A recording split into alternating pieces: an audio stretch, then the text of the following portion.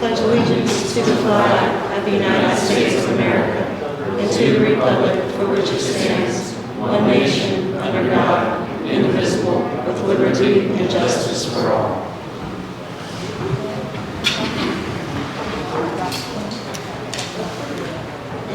First is approval of the minutes of the regular meeting.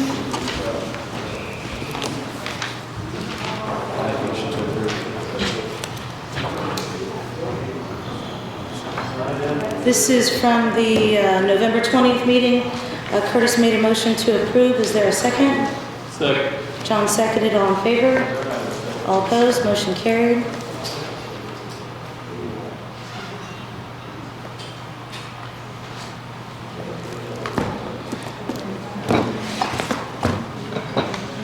Next is approval of claims and payroll.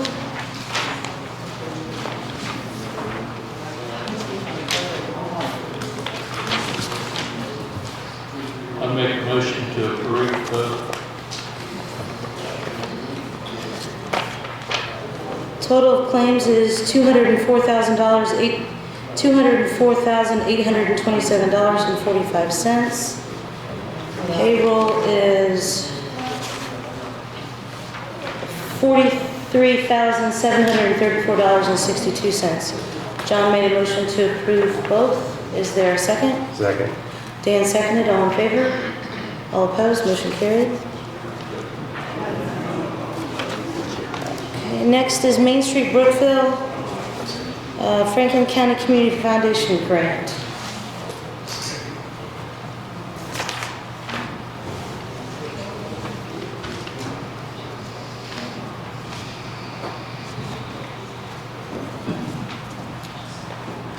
So, thank you for inviting me. Nancy Bain, Executive Director of Main Street Brookville. December, January license season from Franklin County Community Foundation to apply for grants. And this year, Main Street Brookville would like to apply for litter receptacles for the downtown district.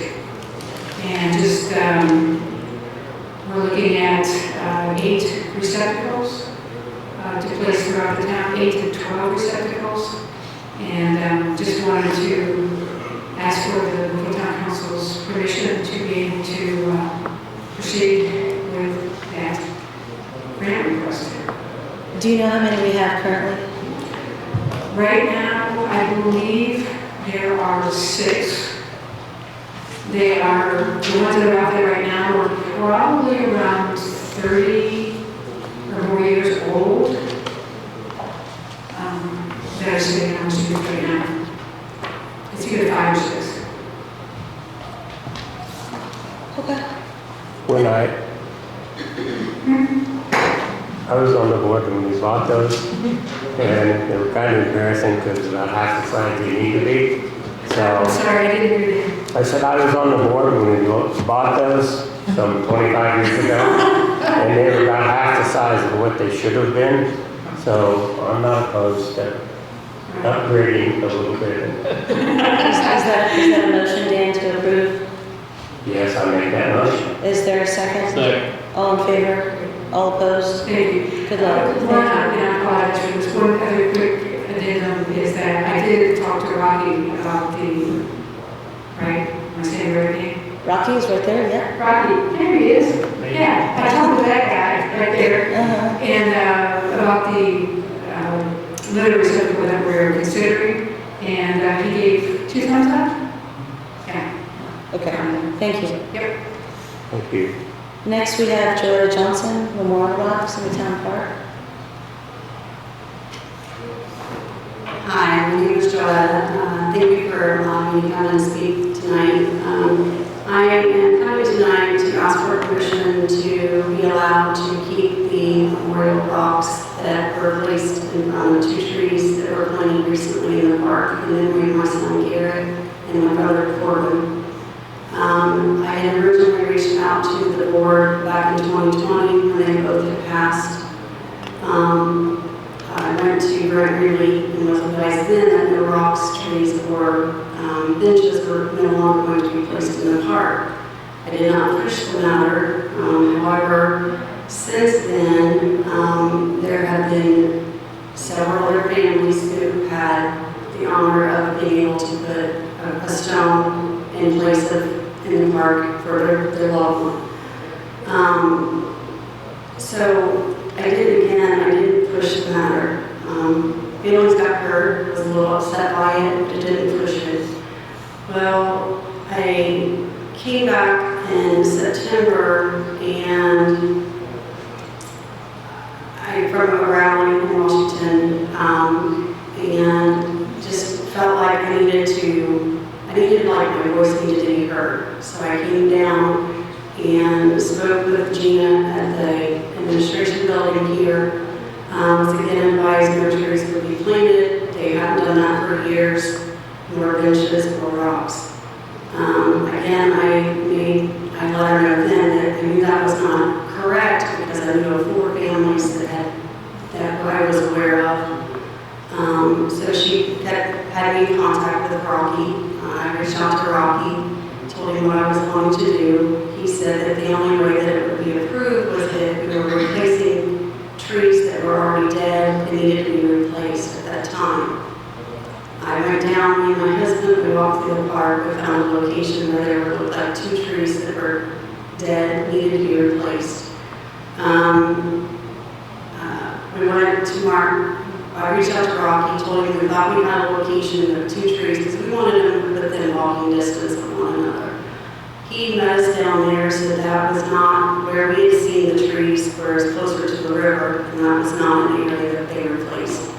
So we kind of started all over. He showed us an area where there were some trees that were going to need to be replaced, and we thought it would be a perfect fit. The one tree that was going to be replaced already had a stone placed underneath it, so that one would not be allowed because of the family the stone belonged to would need to be notified first. That way, if they wanted to replace the tree, they could have the opportunity to do so.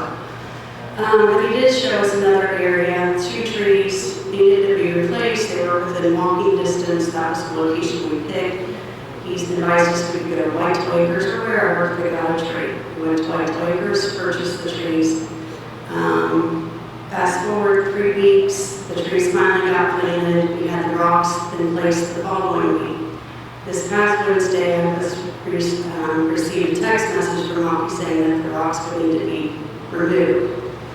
I asked what I needed to do in order to keep it, and if the trees were also going to have to be removed as well. It's wintertime now, they'll die.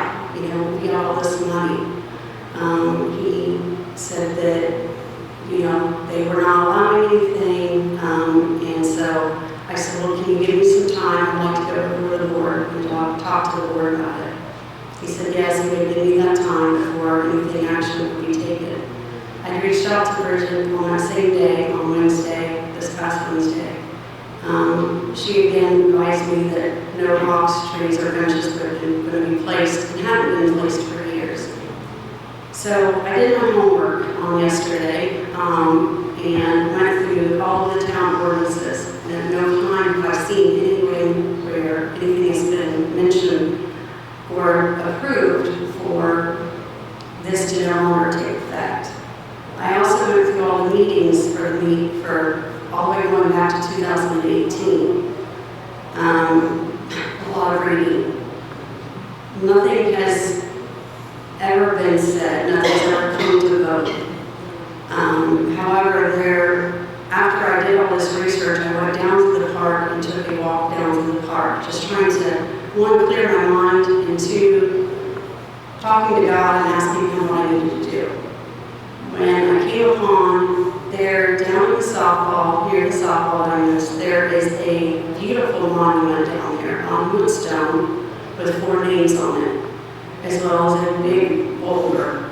And I'm talking a significant boulder, in memory of Nathan Meyer is on the boulder. The stone has 4 names on it: Brooklyn Young, Justin Moore, Chris Smith, as well as Jennifer Biltz. Now, Brooklyn Young passed in 2019, and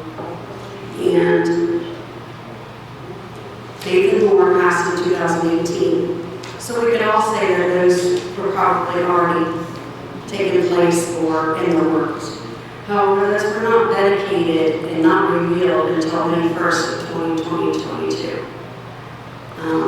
So all I'm asking for is for my family to be able to keep the rocks, the two stones that are there, as well as the trees that have already been planted.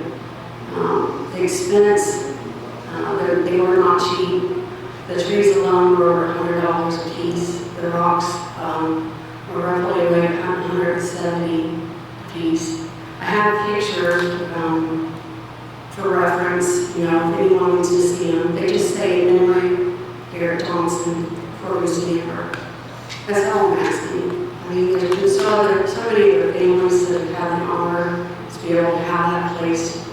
I know it was mentioned to me that it's starting to look like a cemetery down there. And I get that to some degree, but at the same time, the town park, for me, and I'm sure all the other loved ones who have those rocks and those trees, it's a time where they can go and they can walk around and they can reflect. For me, it brings back memories, sweet memories of my son learning how to ride his bike, playing frisbee with his brother, softball in the fields, playing kickball, and so that's why we wanted to do that.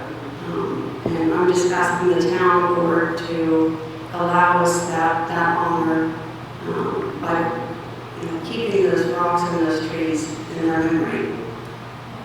That's all. Thank you. Thank you, ma'am. I just wanted to correct one thing. I'm sorry maybe you misunderstood, but I don't remember ever saying that no one has put anything in there in terms of rocks or trees in the recent past.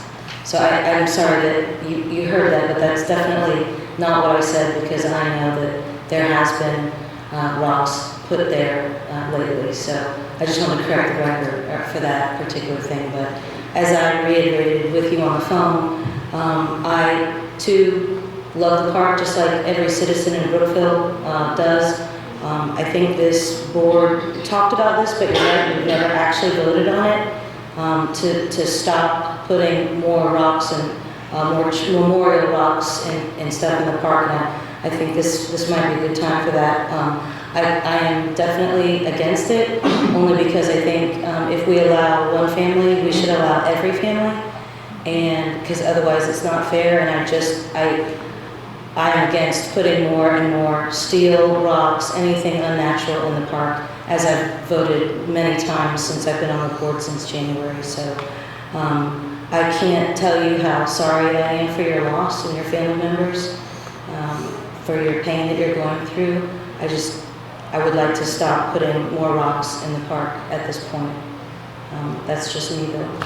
So I don't know if anyone else has anything to add. Rocky, when did we stop allowing that? This was something Brent had started. I tried to, I think, probably back in 21, 22. So it's been a year or two. So I've just followed through with it. The rocks she's talking about, Yes. were they put in after Brent stopped it? Yes. Why did they get, not her rocks, but the rocks she was talking about, which had Justin Moore and some other names? That's the softball field. You mean the softball mower? Maybe Yeah. Curtis can help with I that think too. that was the thing where they just brought in and then they... I don't think they asked for permission. Right. They just did it. Who They did. Who did? The girls saw it. Yes. Oh, okay. They just put it in. I don't think. All they right. asked for So are you gonna remove that one too then? it. No. Okay. No, they asked permission to do that well in advance. I mean, Brent met us down there with them, and they showed the location. It was brought to a town board meeting and we voted on it. So I mean, it wasn't they just brought this massive rock and this monument. I mean, I was there and I gave a speech on behalf of the town, so we definitely knew about it. We've never set a policy that we couldn't do rocks. We never set a policy that we couldn't do trees. So if it's not an official board policy, we've let other people do it. I have a hard time looking at Joetta and Derek saying, you can't do it. I mean, I think we want to set that for a proactive thing in the future. okay, we'll have a discussion and see how the vote goes, but as it stands now, there's not a policy. There's just a practice by Brent, and a kind of history that Rocky's been involved in, by his predecessor. I think that the town board can decide, from here on out. She's already bought the trees and, has a rock engraved. And So did you, by any chance, did anyone tell you that you could not put a rock there?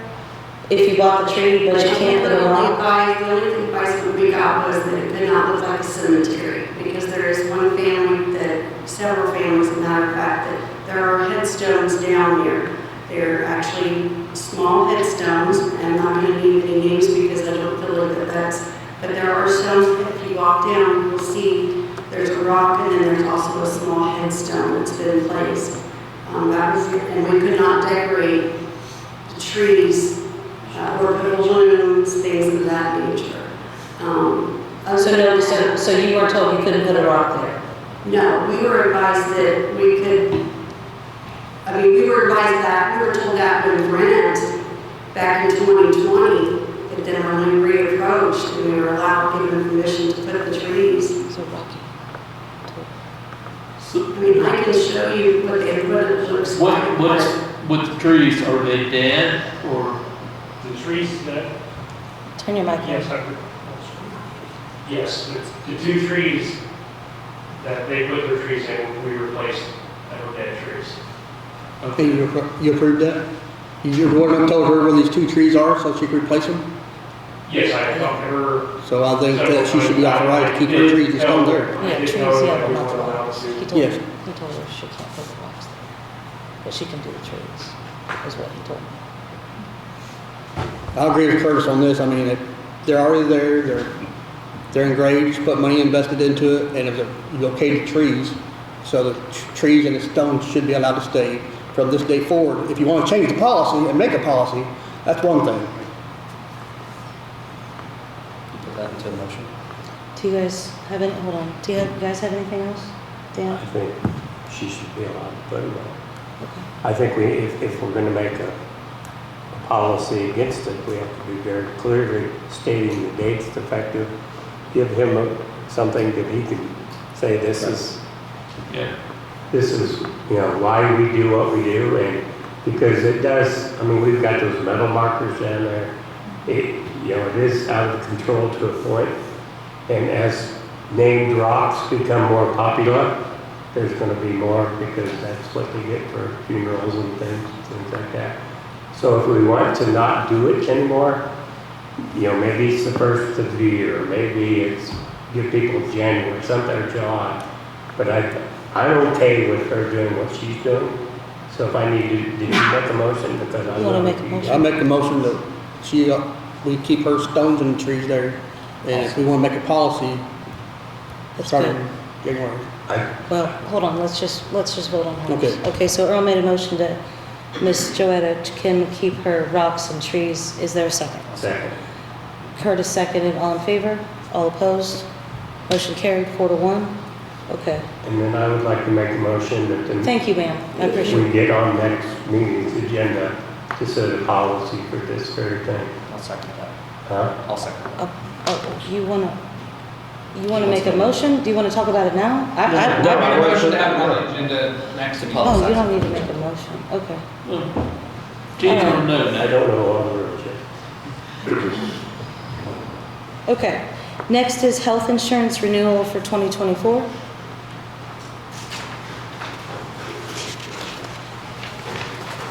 Good evening. My name is Kevin Kaiser. I am currently the broker that assists the town with their group health insurance. I have been helping the town since January of 2021, I believe is when we took over. I have sent out the renewal proposals to everyone, or I sent it to Gina and got it out to everybody at a time, so we had that to look at before tonight. We did have spoken to a couple of you, and we had a brief question answer this morning, just an overview of everything. The easy portion is the dental, vision, and life, which we haven't seen an increase since 2021. It was a slight increase of minimal amount, which is expected after that many years. The bigger portion to discuss or for the town to decide on, or the board to decide on, is the actual health and medical insurance. There were 3 plan options presented. Plan 1 being exactly what you have now with the increases stated. So I'll kind of leave it to you guys if you have questions or anything. I'll answer the questions. From then, it's just basically a matter of choosing an option. We did send this out to other carriers. Based on claims and history, this is the best option currently.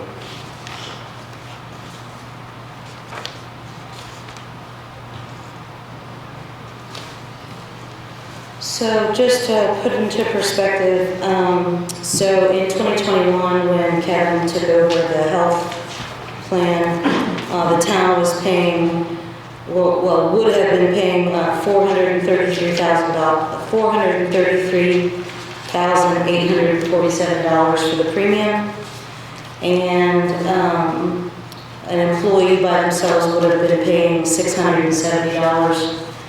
And since we went with Kevin, at that year, the town basically saved about $100,000 on the premium, and then employees saved about $140 on their, also their premium, right? That's their premium too. So then in year 2022, it went up by 2.12%, and then in 2023, it went up by 1.81%. And then this year, it looks like our rates will be going up by, First significant increase in about 4 years. three point something. Plan 1 to stay put is around 33. Plan 2, option 2 is 18.09, and plan 3 is 14.78. So this year, the plan is, the increase is 33%. If you stay with the exact same setup and structure of the plan, correct. So, Anything other than that would be changing the benefit structure of the plan, which would also change the increase or the premium amount.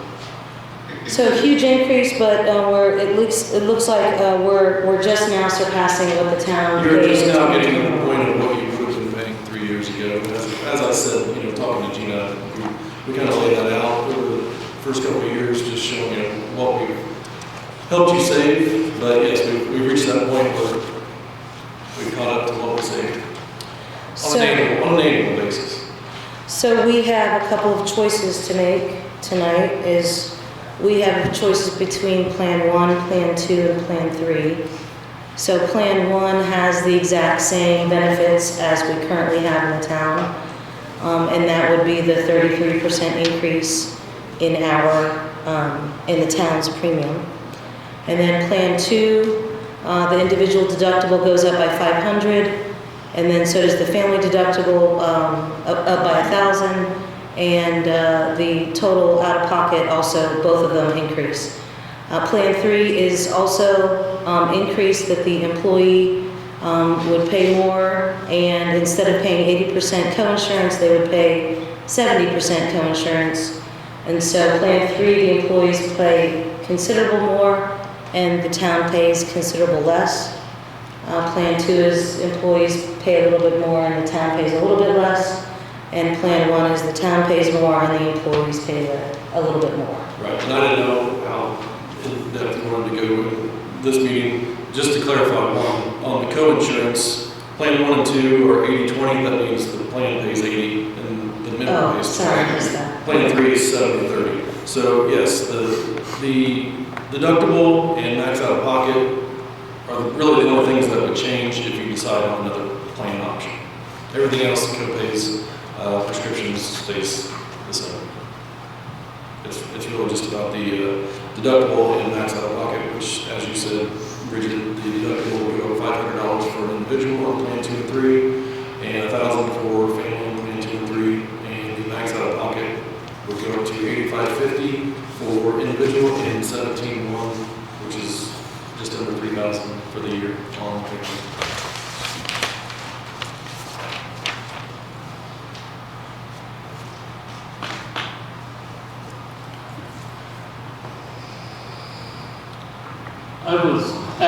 meeting also.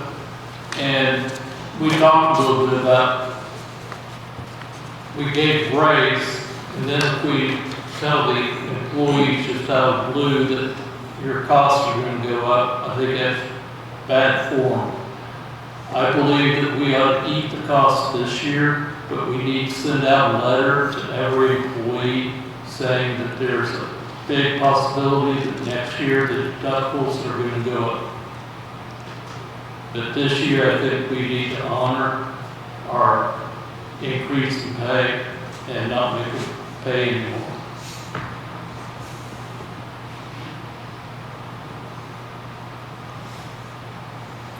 So which plan are you suggesting? The current one, please.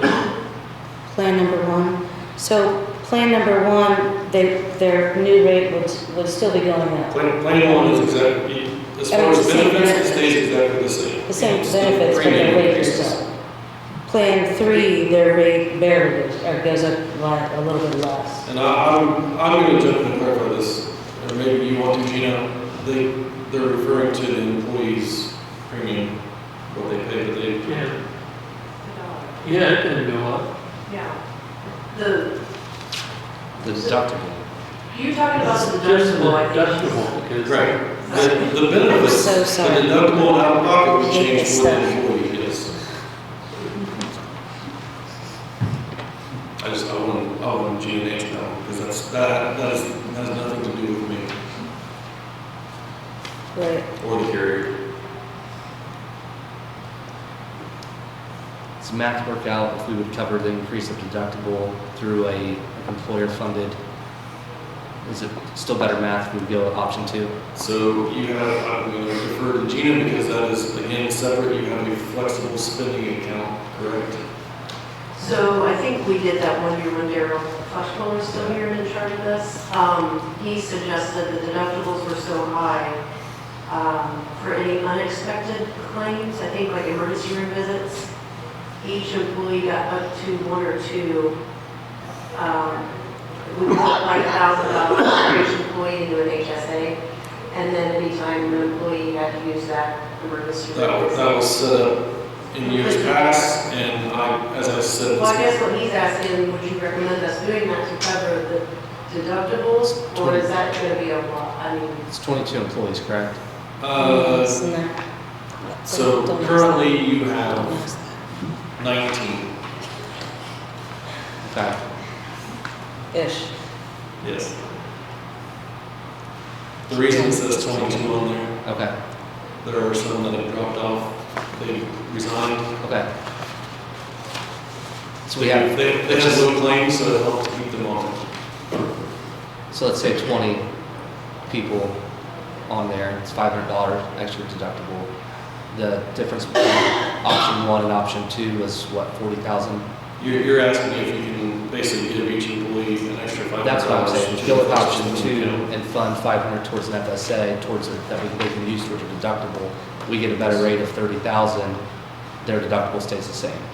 So it's $30,000 savings for us, they still have the same I deductible. can do that. Again, that's for the deductible, you still have the backside pocket. And I'm not here to tell you what to do, I'm here to answer your questions on what the options are. so I think the reason why that worked the other time is because specifically in the plan we chose previously, that $1,000 was there in the emergency room visit.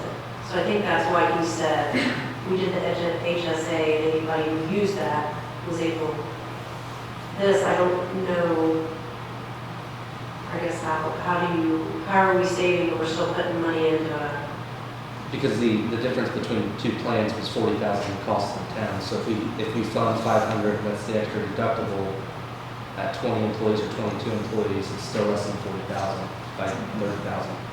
So we're still more positive option 2, and the employees have the same deductible, not the same out of pocket max, Looking great. not the same out of pocket max, but the deductible's the same, which not. Yes. Simple math, and on employee only, between plan 1 and plan 2 is $80. Times 12 would be more than if you went to plan 2 with $500 in a flexible spending account. That's the math he's talking about. Say that And again. Say that again. The difference in the price of an employee only, I'm just talking about that one. Again, the flexible spending account is something that was set up long before me, and I don't have any control over that. You would save $80 a month on just an employee only. Now, you have other plans here to consider, but just an employee only, you would save $80 a month, times 12, $960. So you would save $960 on that employee, and then if you put $500 into a flexible spending account, now you're saving $460 net for the year.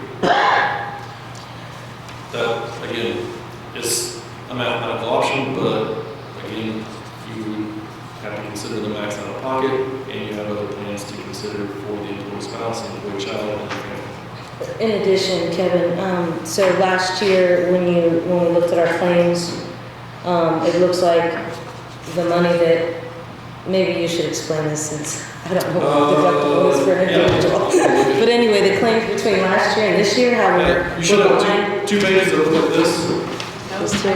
Oh, never mind. Here, you guys can. Okay, that's fine. This one is the Use claims, last year's. you received it in your email. This is the claims account summary from 2022. And down the bottom left, it shows that you still had some left over in the claims account fund. Therefore, the town will be receiving a refund any day now. The run-out period to process all claims from last year is done. It's just a matter of them processing the paperwork and sending out the check. You'll be receiving a refund of approximately $13,000. So you're getting some money back on last year's plan, which amounts to about a half month's premium. This year, the claims account is not nearly as Good. good. So that, So we're again, is the spending reason, more on claims. partial reason for the increase is claims. So what that means for us then And is, we've gone through and mitigated and argued all the ones that we can to say, you know, let's not, we shouldn't be looking at these. That's so what my job is. if we continue on with what has happened so far this year, which is kind of looks like we're spending more on claims than we are collecting, that we run a chance of maybe running out of our claims bucket and having to dip into the stop loss to cover our claims. Yes, but you're not dipping into anything. On these options, the premium is set. Yes, you're understanding the theory of it correctly. You have a claims fund, and if that's depleted, it goes into the secondary stop loss insurance. But again, they're not going to call you and say, hey, we need more money to pay No, claims. I understand that. I'm just trying to make a point that if that does happen this year, and we happen to spend all the claims money, go into the stop loss, that our estimates, which is what it gave us for this year, are going to take that into consideration for next year. But if we go with Plan 2, we might be able, we might be able to stop that from happening. No. No. You have 3 plan options, and they're all set up the same as far as claims bucket and stop loss. Yeah, but these numbers change next year. Right. Okay, that was what I. But if you choose Plan 1 versus Plan 2 versus Plan 3, that's not going to affect what you're going to have left in that claims fund at the end based on their calculations. They're still going to guess that you're going to have a certain amount, like I said, basically about a month's worth of premium left at the end of the year. The reason the premium goes down is because the carrier is not responsible for as much because the member's responsibility goes up. That's why the premium goes down. So really, it doesn't matter which plan you choose, it doesn't change your risk of that claims fund or a premium refund occurring. It's really down to premium versus benefits. And they are reciprocal. One goes up, the other goes down. One goes down, the other goes up. But to go back to what Curtis asked about putting more money in the flex spending account, yes, potentially. That also puts, it's still going to put the responsibility onto the member to utilize that fund or whatever the match is for that fund, or what they can contribute to it, I guess. which is in place now, so. So Curtis, did you have a motion? Do you want to increase the flex account to 500? Is that what you're saying? I think mathematically that makes sense. If we're worried about the employees bearing extra costs without notification, then that helps decrease the jump this year, without notification. And then, I think obviously every year we should tell them you have to renegotiate rates, and they're subject to what the town can afford or what policy thinks best. But I do think that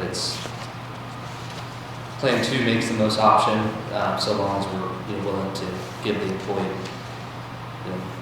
some spending. I think that's a good idea.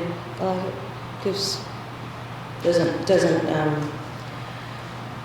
make it so that it softens the blow, I think. That's what I'm saying. And just to take that a little further, you don't necessarily have to decide on that amount for this flex spending, so we can sit down and look at the numbers a little more, what you're saving versus what you can contribute to the spending amount. That makes sense. You want to make a motion? Yeah, before I do want to file a disclosure, conflict of interest disclosure with Gina. Kevin has a business that is located within a building that I own on Main Street. While he does not directly pay that business because he's a subleasee of that office, he does occupy that space. I have no financial interest in this contract. There's no incentive or monetary issues attached to us approving this contract, but I just have to abundance of caution to file that with Gina. Thank you. Any other questions?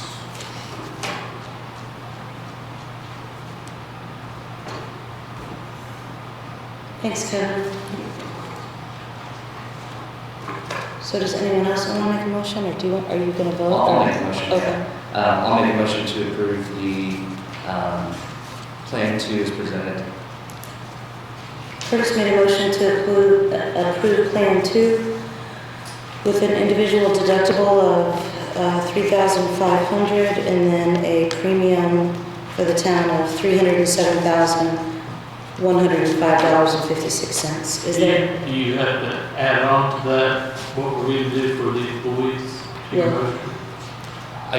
We can, I'd say, we'll add on that for the two of you to continue discussions with Kevin to present a number specifically tied to that savings that would work with the FSA. Kevin doesn't have anything to do with that FSA that comes through Maya. And I just want to make one more clarification. Making the motion to approve and the number that Bridget read off, the 307,000, that is not set in stone. I'm just showing you what it would cost if the number of employees stayed exactly as it is today. So if somebody resigns, you hire somebody else, that annual total is going to change. What will not change is the monthly premium of each tier, be it employee only, employee spouse, employee child, or family. So, for instance, last year with the number of employees that we had on file at the time, as of this meeting last year, it would have been $316,961.04. Looking at the invoices, because we talked about that today, Bridget, what was actually spent or invoiced for this year was $290,972.89. So quite a bit less, but that's because the number of employees and the makeup of those employees changed. So you had some family or employee spouse plans that came off and hired on, it was employee only, so that lowers the overall premium. What you are selecting is the premium for an employee only plan, an employee spouse, an employee child, and a family plan. Those will stay set. Okay. That overall annual total could fluctuate based on who comes and goes. Okay, I'm just trying to read what Yeah, we're. no, I just want to make into that the clear. record. I didn't want So to is go it- with the minutes that you're approving that exact amount, because I'm that's with you, not I what. got you, I'm just trying to figure out what to read, so you want me to read the 651.21? And it's Honestly, I think 1562? all you have to do in your minutes is say that you're choosing plan 2, With the plan number, yeah. option 2. Okay. So is there a second to Curtis's motion of Do we want to, approve Plan 2, and we will look into changing the FSA account and get back to the council? Is there a second? Second. Dan seconded, all in favor? All opposed? Motion passed. Thank you. Can you, Gina, make sure you put that on the next meeting, please? Thank you. Next is organizational regular meeting schedule for January. So, I guess normally this council meets on the 1st of January for an organizational meeting. We do appointments and elections, and then we leave. But that is supposed to be the first day of that's our meeting night is Monday. So we need to decide whether we want to push the organizational meeting to maybe January 2nd, or push it until the 8th, and then if we have it the 8th, we maybe push our second meeting to the 22nd instead of the 1st and the 15th, because the 15th is also Martin Luther King Day. So, When can you be here, Randy?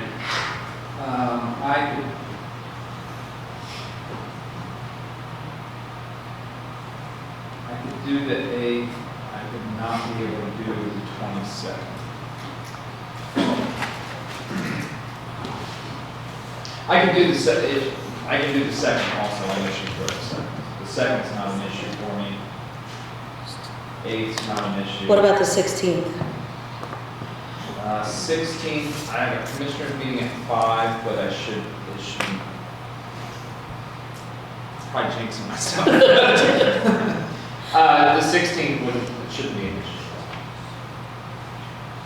And it might be 3 inches of ice, 12 inches. That's true. But not the 22nd. Yeah, now we've been working on our zoning maps for 3 years, and we're supposed to finally have the public hearing that night. So any suggestions or preferences from the council? I would say the 2nd, 16th, gets it closer to the first of the year and keeps mostly consistent with our current schedule. Can we go ahead and talk about February then, the 19th? Well, hold on, is Oh, that okay? Is the 2nd and the 16th okay? Okay. Well, okay, go on, Jean, I'm sorry. Well, I was just gonna say, if you're gonna go ahead and do the 2nd and the 16th, if we can go ahead and get ahead to February, then we can plan. You want to do the 20th? 20th would be the same situation, it should be fine. Okay. 5 o'clock meeting. You just be, Yeah, hopefully, I'm here from different. okay. Okay, So the 5th and 20th in February? so the 5th and the 20th, yeah. So on the 2nd, will we do our organizational and then our regular meeting? Mhm. All the same time? And the 20th is okay with everybody else? So in the organizational, is that where you're going to appoint all the, It's the elections and the appointments. so what about And then, the end of the year, like let's say, for instance, the police chief? Who's going to be the police chief until it's elected? He stays until, until we have. Until the end of 31st, that's how it is. he stays, everybody stays where they are until we have a meeting. We have the elections. I don't think so, I think it starts on December 31st. That's what we did last year, I think. Didn't we have our organizational meeting later? When was our first organizational meeting? Was that the first? New Year's Day. We did not. No, we didn't. We had it like the 4th or 5th because we had trouble with the advertisement. Okay. In the past, when the board hasn't changed, we've done organizational meetings at the last meeting in December as well. Normally, we've only done new organizational meetings when there's new board members coming on. So we could do it. Back in the day, on January 1st, they had an organizational meeting, and afterwards, they got drunk. Actually, we pulled the very, Dan, you part of that organization? we dove into the lake. It's not my proudest moment. Well, we can still meet on the 1st, I guess, if you guys want to. Just, I don't want to pull Andy out on New Year's Day. Bell was right in with the drinking, so, you know.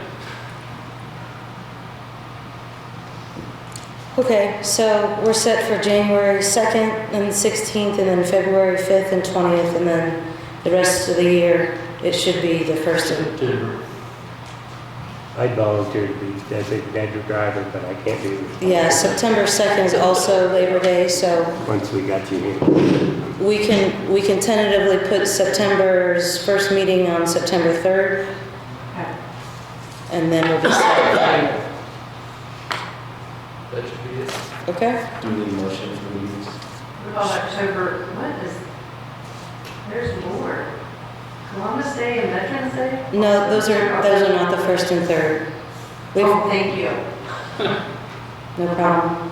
Oh, boy. So can I get a motion for approval of those changes as discussed? I make a motion. John, motion to approve, is there a second? I'll second. Curtis, seconded, all in favor? All opposed? Motion carried.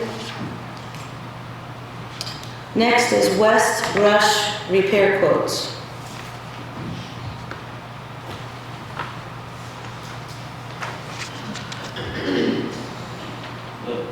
The west brush on our oxidation ditch is a small brush, but right now we have it shut down because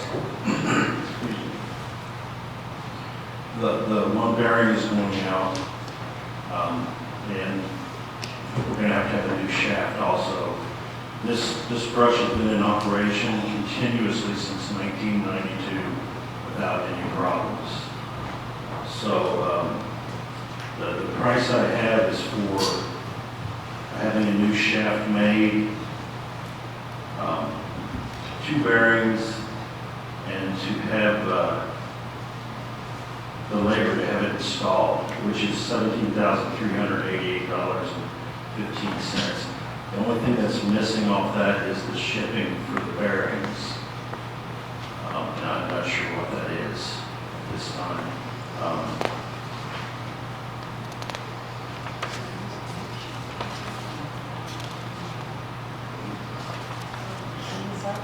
No. Okay, Genius probably has the right total. I probably didn't add the bearings to my total. So what was it, I got $20,388. Small cents. Is there a motion to approve the quote for $20,300? Motion. John made a motion to approve the quote for the new shaft, West Rush. Curtis seconded, all in favor? All opposed? Motion carried. Next is pre-order pool chemicals quote. So last year, Andy advised that we get a discount if we pre-order the chemicals for the pool. Tim researched and got a quote for the chemicals for next year for the pool. As long as, he said, as long as we order by Friday, we'll get this pricing. Wanted to go ahead and get council's approval. He did say that we will not get the product until February, and we'll have to pay until March. So this will be on next year's budget cycle. Yeah, we have to take delivery in February. So the invoice would come until after we take delivery. So sometime in March it would be due. The payment would be due. And this is not going to be enough to carry us over all season.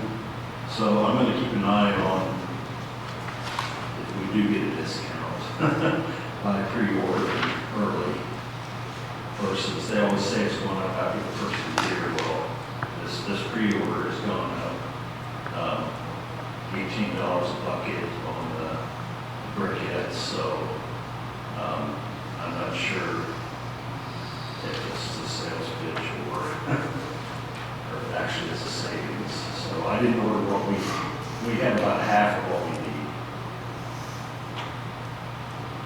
So, and I'll keep an eye on Thanks, Tim. Is there a motion to approve the pool chemicals quote for $9,452.40? Motion. John made a motion to approve. Is there a second? Second. Curtis seconded. All in favor? All opposed? Motion carried.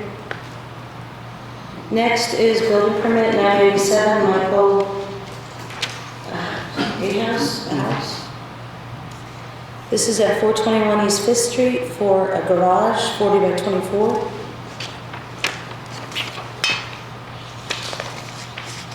I looked at the lot and I also looked at the setbacks he's okay with everything. I mean, there's plenty of room there. I make a motion to approve Do we know how, is there a second? I'll second. Do we know how tall it is? Just says 40 by 24. I don't know how tall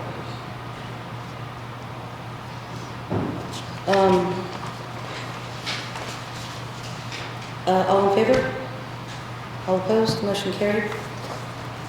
So this will be ending on 12/4/24.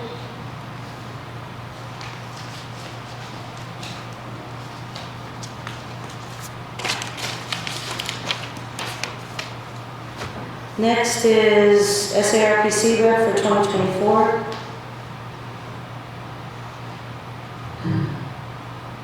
I didn't know if John wanted to continue as a representative or if he wanted me to advertise before the end of the year. it. If somebody else wants it, I'm fine. Does anybody else have a citizen or knows of anybody that might want to serve on this board for us? Anybody? Bueller? I'll do it. I hear they serve food, so. Do you need a motion for that? Yes, please. Make a motion, we appoint John Mistridge to the SIRPC representative for 2024. Dan made a motion to approve John as our SARPC representative. Is there a second? A second. Or seconded, all in favor? All opposed? Motion carried. John abstained. Next is the PFAS litigation. So we have an opportunity here to, oh, that's something. There's ongoing litigation, class action litigation for municipalities, waterworks that have PFAS, is that the correct? Yes. PFAS. I just been saying PFAS all the time. But it's a class action suit, and it's kind of a, do we stay in or do we not stay in? And we've been getting in, working with Brenda DeVries from Bose. Yes. Their advice is if we don't have a significant amount or what verbiage they use. We did detect these in the water. These have been detected in the water system. Yes. But at a level that may not be considered a large amount. The problem is the payout is dependent upon the amount in your water based on what your testing has shown. And so the potential there is that Brookville could potentially get a very small chunk of this or no chunk whatsoever, but any settlement is going to include a waiver of future claims. So if the town stayed in the litigation and takes a small payout and waives any future claims, and then the amount increases, these things in the water supply, there would be no recourse at that, is the reason. So Bose McKinney is recommending we opt out of the class action. The federal government just released the grant money for continually, for more continuous monitoring and testing. The state hasn't allocated that money yet.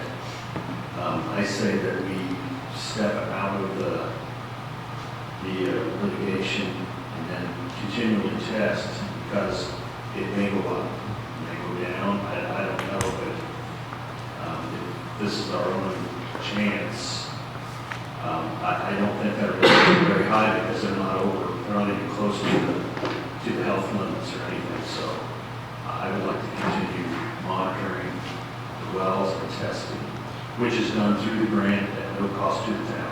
That's Commonwealth Engineering is doing that for us, right? Do they know when they'll be able to conduct their first test, or?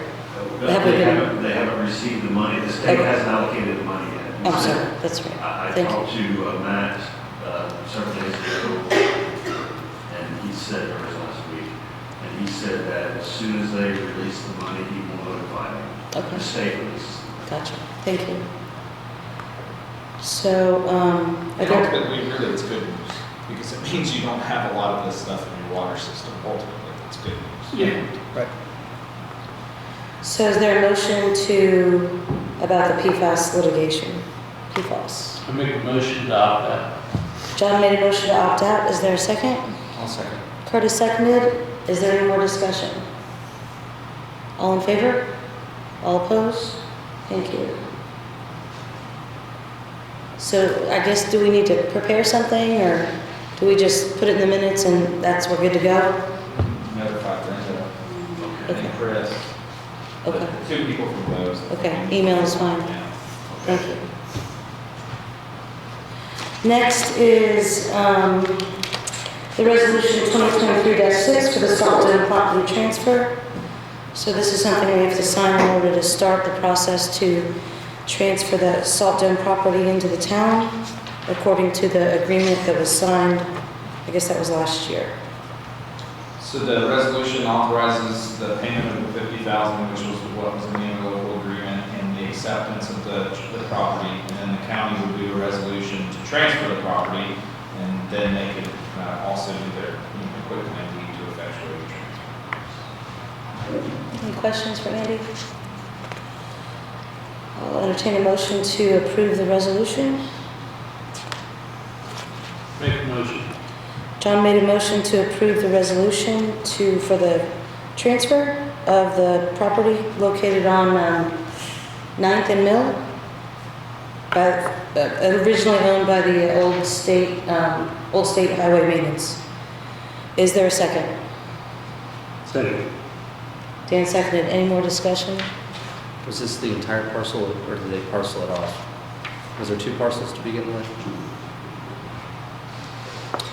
The salt dome stays intact, correct? Yes. The county retains ownership? No, We retain we ownership. retain ownership of the And salt we let dome, them- and we lease the salt dome to them for $1 a year for 10 years. Okay. But it's my understanding that they may intend on bringing that down before the 10-year mark. Okay. This is for the whole kit and caboodle. Okay, perfect. Just making sure it wasn't parceled off.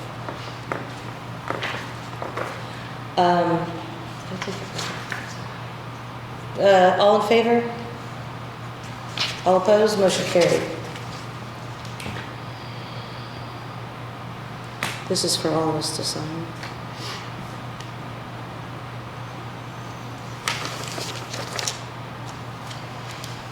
Next is the 2024 HEAP Hofer Aquatic Center rates. So I've had a couple of contacts already about gift certificates or when to buy bowl passes, Christmas gifts.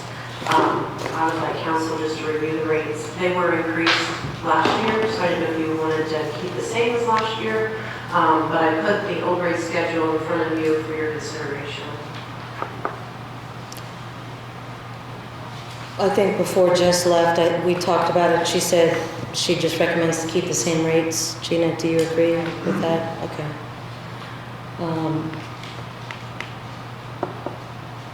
Any questions about the pool rates? I'd say the only feedback that I received from this year is that we need to figure out a way to keep the pool open when it's supposed to be open. There's a lot of times it was closed and people attempted to use it and couldn't, so I think that should be a goal for us next year. With that said, I'd make a motion to maintain the 2023 rates for the 2024 year. Second. All in favor? All opposed? Motion carried. Maybe we could get all employees to get our certification. We should just have our employees rotate down there. Monday's Gina's day at the pool. Rocket Tuesday? Rocky's Tuesday, Tim's Wednesday. We'll keep that bad boy open. Next is police department vacation. So I was contacted by Chief Mitchum today. He said there are some officers who had vacation time that'll be remaining at the end of the year. He's asking council if we can pay out the vacation time or if he should work officers overtime to get these hours in. I think I did for the officers that had time left and what their rate of pay was. The regular wage, it would be an extra almost $6,000, $5,900. And that's payout, to pay them their vacation days that they don't take? Correct. Okay. So I didn't know how council wanted to proceed. According to the handbook, unused is loose, so I didn't know how you wanted to proceed, but he's asking you to consider. If we end up paying overtime, we talked a little bit about this, don't you think we're gonna pay more? Yep. I mean, I do, they're down anyway, maybe paying overtime anyway, I don't know. I haven't seen since the other officer resigned any timesheets. I don't know what that schedule would look like, but I could assume it would be worse paying overtime. Are there any other employees that have vacation time? Because we do it for one department, you got to do it all. Yeah, I don't know. I'm assuming they're all aware of what they have, but nobody's come forth at this point to request anything of it. So I just think if we have a policy in the employee handbook, I think we should follow it. Otherwise, why do we have an employee handbook? I just think they should use their vacation time. If they have to use overtime to cover the shifts, I think that's just part of doing business, because things are not set in stone for any department for what happens to them. I'm not a fan of constantly doing exceptions, because if that's the case, we should again just delete the whole employee handbook. I also think it's an important part of leadership is to help manage at least in my previous occupation, it was an important part of my leadership to manage my subordinates' vacation time to ensure they didn't lose it at the end of the year. So I think that is the same. That is my philosophy for this particular situation. If council wishes, I mean, we're getting to the point we have to update the handbook and salary ordinance anyway. If you want to make provisions that these requests have to be put in ahead of time, that can be changed. That way we're not, vacations are, their time is planned out rather than, oh, it's the end of the year, I still have time left. I mean, do other places, I know other places, they put in requests at the beginning of the year so they know they get that time. Right. I don't know if that's something.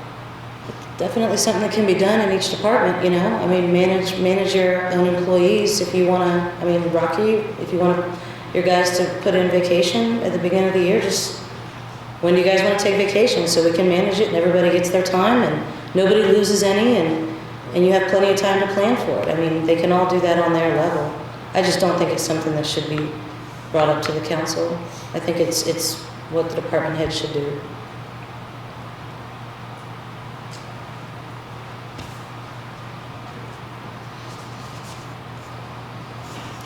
So is there any motions on this, or do we move on?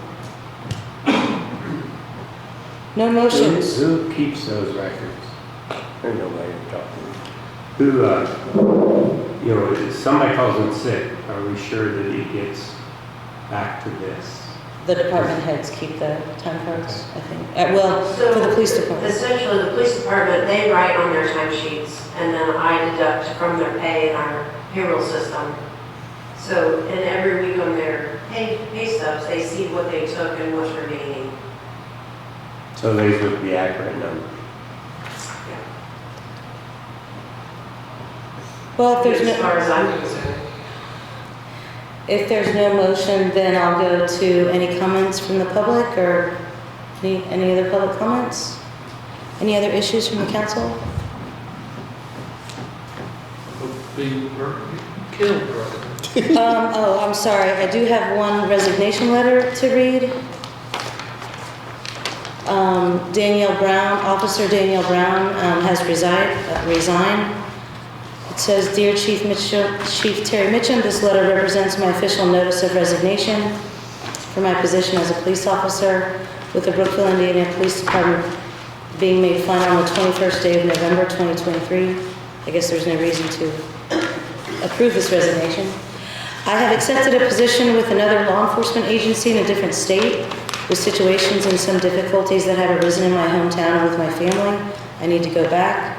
This decision has been most difficult. I was proud to be working for the Brookville, Indiana Police Department, a small town I grew to love in a short period of time. The officers I have worked alongside are so knowledgeable and welcoming as a family. and with a career that can be difficult, it was amazing to have. With Assistant Chief and Chief Terry Mitchum as supervisors has been a great experience and willing to be right there with you, not behind a closed door. With this department is truly a family and always have an open line no matter when or what time. It has been with great pleasure to be alongside the individuals at Brookville, Indiana Police Department, and I will always appreciate the experience and knowledge I gained during my time here. I will return my weapon badge and all accessories issued to me by the department as directed. Sincerely, Daniel Brown. That's the only announcement I have. If I'll entertain a motion to adjourn. So moved. Curtis made a motion to adjourn. Is there a second? Second. Earl seconded. All in favor? All opposed? Motion carried. Thank you for attending the meeting tonight.